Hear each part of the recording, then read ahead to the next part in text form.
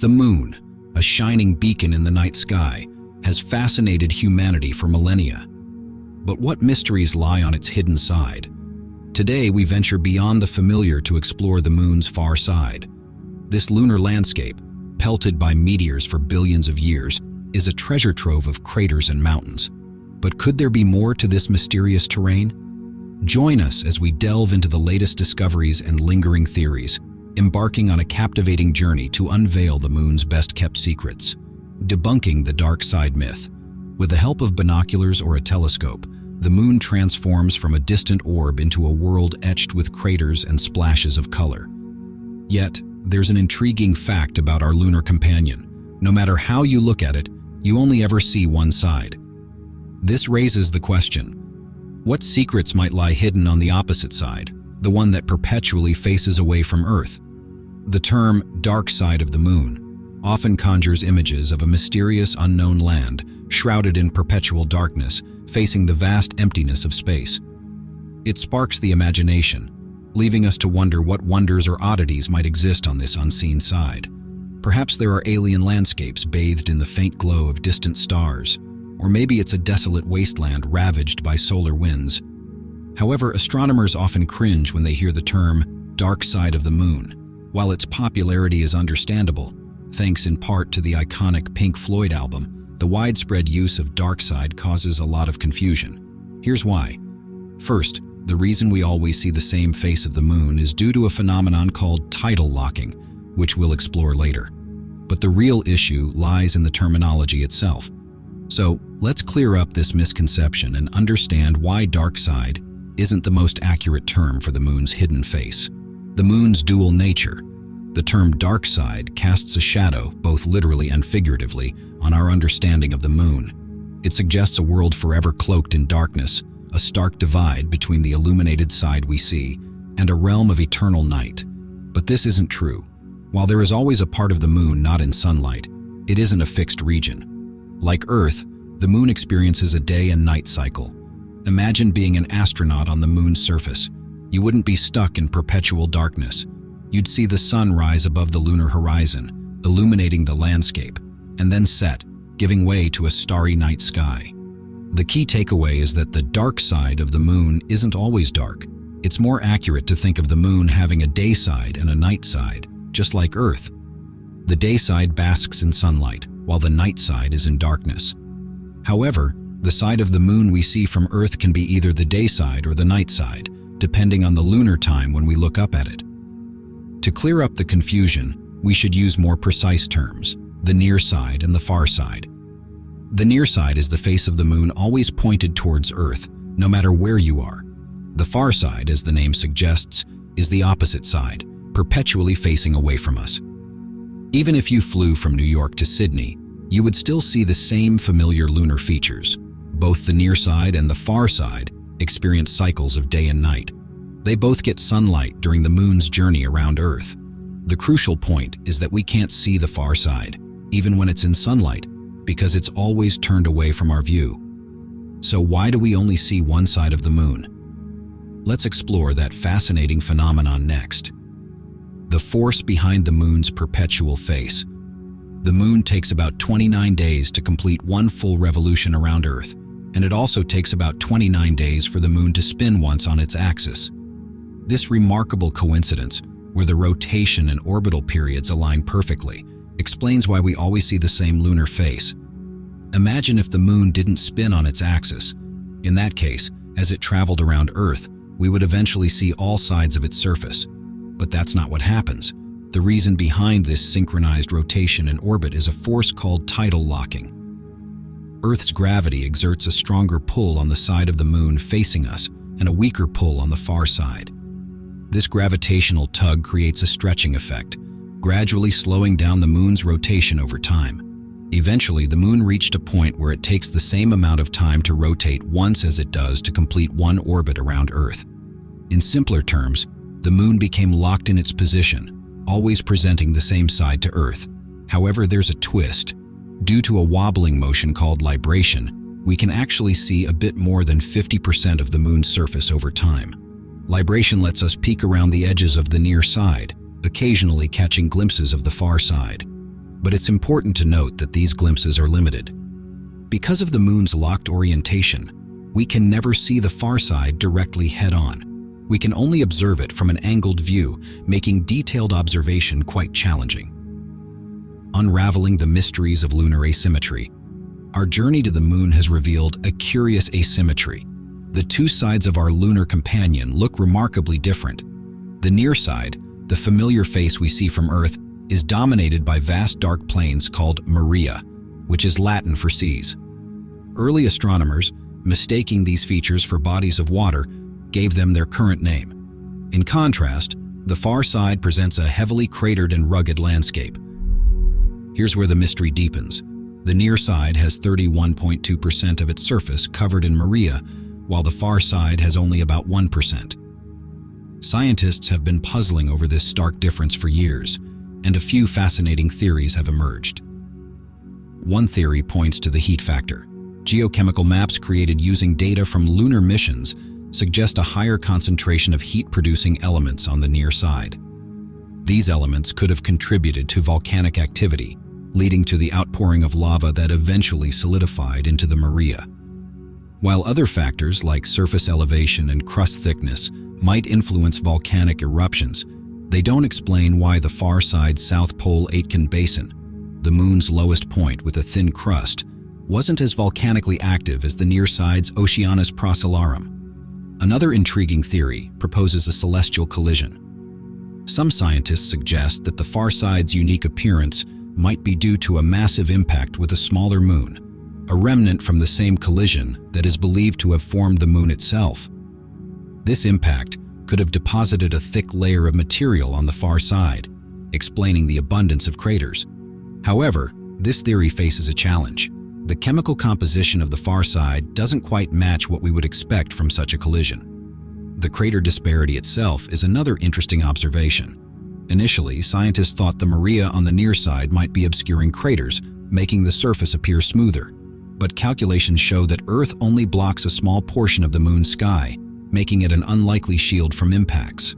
The prevailing theory is that while both sides likely received a similar number of impacts, the near side's resurfacing by lava flows buried many craters, leaving them unseen. Recent research suggests that Earth's heat during the moon's formation played a role. The near side, kept warmer by Earth's heat, cooled down more slowly, resulting in a thinner crust. This thinner crust allowed meteoroid impacts to penetrate more easily, triggering volcanic activity and forming the millennia. In contrast, the far side, cooler due to its position away from Earth, developed a thicker crust earlier. Impacts on the far side had a harder time breaking through this thicker crust, leading to the heavily cratered landscape we see today. Lastly, the far side boasts more dramatic variations in elevation. The moon's highest and lowest points, along with its tallest mountains, are all found on this hidden face. This uneven terrain further contributes to the moon's fascinating asymmetry, offering scientists a glimpse into the moon's complex geological history. Exploring the far side of the moon. Our fascination with the moon's far side predates the era of space exploration. It was a realm steeped in speculation. Some envisioned it as a perpetually frozen and ominous wasteland. However, as often happens in science, reality proved far more intriguing. The far side remained an enigma until October 1959, when the Soviet space program achieved a historic milestone with their Luna 3 probe. This ingenious spacecraft swung around the moon, capturing the first ever images of the hidden face. Although grainy, these images revealed a surface markedly different from the familiar cratered plains of the near side. Another significant advancement came in 1962 with NASA's Ranger 4 mission. Unfortunately, this probe became the first human-made object to crash land on the far side due to a technical malfunction, failing to transmit any scientific data before impact. The pivotal moment in mapping the lunar far side arrived with NASA's Lunar Orbiter program, conducted between 1966 and 1967. This series of unmanned probes conducted a thorough survey of the moon's hidden hemisphere. Lunar Orbiter 5, the final mission in the series, is particularly notable for capturing much of the detailed imagery we have today. Yet, nothing compares to a first-hand perspective. In December 1968, during the Apollo 8 mission, Astronauts Frank Borman, James Lovell, and William Anders achieved just that as they became the first humans to orbit the moon. They were treated to a breathtaking view of the far side in all its glory. Astronaut Anders vividly described it, likening the landscape to a sandpile his children had played in for some time, a fitting analogy for its rugged, crater-filled appearance. Looking ahead to the 21st century, NASA's Lunar Reconnaissance Orbiter continues its exploration of the moon from lunar orbit. This advanced spacecraft has been transmitting a wealth of data back to Earth, enabling scientists to create highly detailed maps of the far side at an unprecedented resolution. One of the major challenges faced during early lunar exploration was communication. In the NASA Soviet space race era, landing a probe on the far side seemed nearly impossible due to the moon acting as a massive barrier, disrupting communication signals between mission control on Earth and spacecraft on the far side. However, this obstacle was overcome in 2018 by China's space agency. They launched a special communication relay satellite positioned approximately 40,000 miles beyond the moon. This innovative satellite serves as a bridge, relaying signals between Earth and spacecraft exploring the far side, paving the way for future missions to this mysterious lunar frontier. China's historic moon landing. In January 2019, China made history by achieving the first ever landing of a spacecraft on the far side of the moon with their Chang'e 4 mission. This achievement wasn't merely a landing, it marked a significant scientific endeavor. The mission included a robotic rover named U-22, which carefully rolled out onto the lunar surface. The chosen landing site was deliberate. The spacecraft touched down within the expansive South Pole Aitken Basin, a colossal depression believed to be formed by an ancient, monumental impact event. This impact was so powerful that it likely brought material from the moon's mantle, the layer between the solid crust and the molten core, to the surface.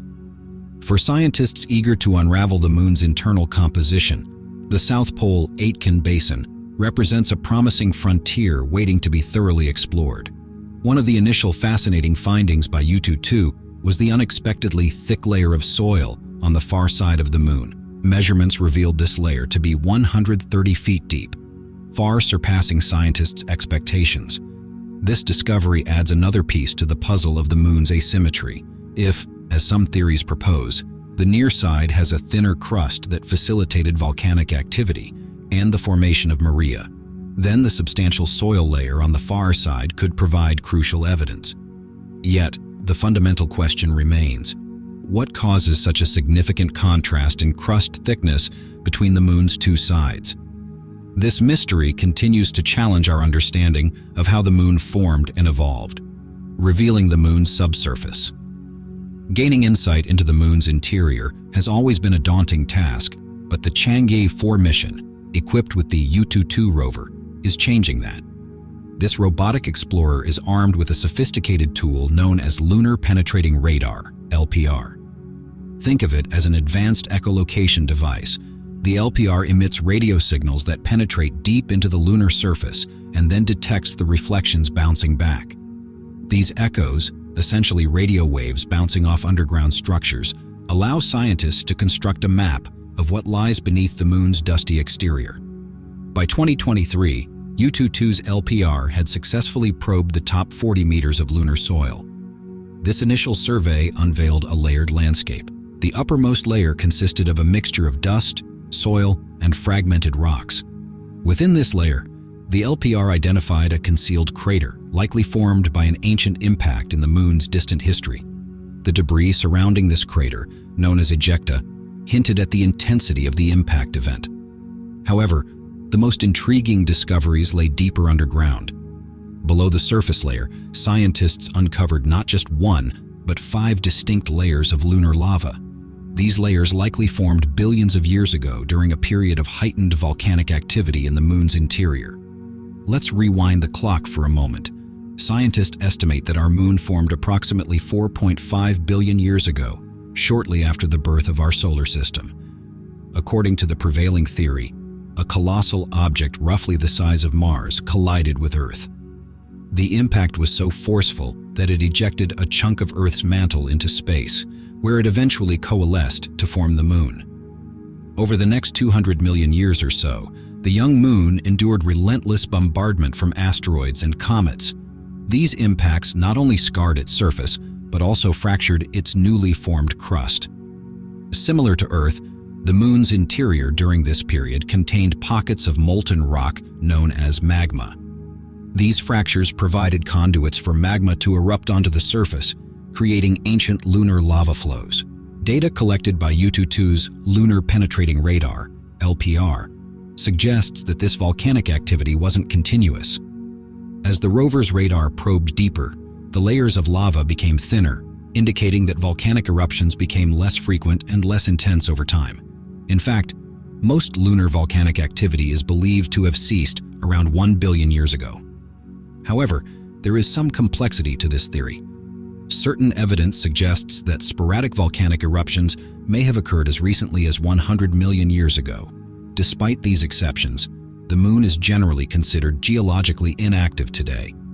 This doesn't discount the possibility of magma still existing deep within the lunar mantle, but major volcanic eruptions are likely a thing of the past. Now let's turn to today's featured topic. There's an image that has been generating buzz lately among enthusiasts. It features a collage of two photos side by side. The first image shows what appears to be a large dark object with bright lights starkly contrasting the moon's cratered surface. In the second image, upon closer inspection, a complex network of lights resembling a vast cityscape comes into view. The accompanying text claims, James Webb Telescope discovers huge structure on the dark side of the moon. Is this real or just a skillful Photoshop creation? The James Webb Telescope is renowned for however, its primary focus is deep space rather than our own moon. As of now, there have been no official reports from the telescope confirming such findings on the moon. Nevertheless, rumors continue to circulate. So, what's your take on this? Could the image signify something remarkable out there, or is it more likely a cleverly crafted hoax? Share your thoughts in the comments below. The enigmatic granite of Compton-Belkovich. When scientists began exploring the far side of the moon, discovering a massive deposit of granite buried beneath its surface was the last thing they expected. This surprising find, unearthed by a team of planetary scientists, illuminates new aspects of the moon's volcanic history and challenges our understanding of granite formation. The research team meticulously analyzed data collected by various lunar missions spanning years. Their focus settled on the region known as Compton-Belkovich, long suspected to harbor an ancient volcanic complex due to surface indications of past volcanic activity. Yet what truly astonished the scientists was not evidence of volcanoes, but the immense size of a feature concealed beneath Compton-Belkovich. Their investigation unveiled a colossal deposit of cooled magma, stretching an estimated 50 kilometers wide. Here's where it gets intriguing. Data from lunar orbiters enabled the team to gauge temperatures deep below the surface of Compton-Belkovich. These readings unveiled an unexpected heat source, suggestive of radioactive elements. On the moon, such elements are typically associated with one type of rock, granite. This discovery raises an intriguing mystery. How did granite form on the moon? On Earth, granite forms through the interaction of large molten rock masses beneath the surface, influenced by water and plate tectonics. However, the moon lacks both water and active plate tectonics, challenging our conventional understanding of granite formation. The surprise deepens when considering the location of this granite. Previously, scientists had only detected trace amounts of granite on the near side of the moon, primarily in regions abundant with maria. The prevailing theories regarding lunar granite typically involve uncommon processes like intense melting triggered by massive impact events. Yet, the Compton-Belkovich area shows no signs of such violent events. This discovery on the far side of the moon introduces compelling new questions.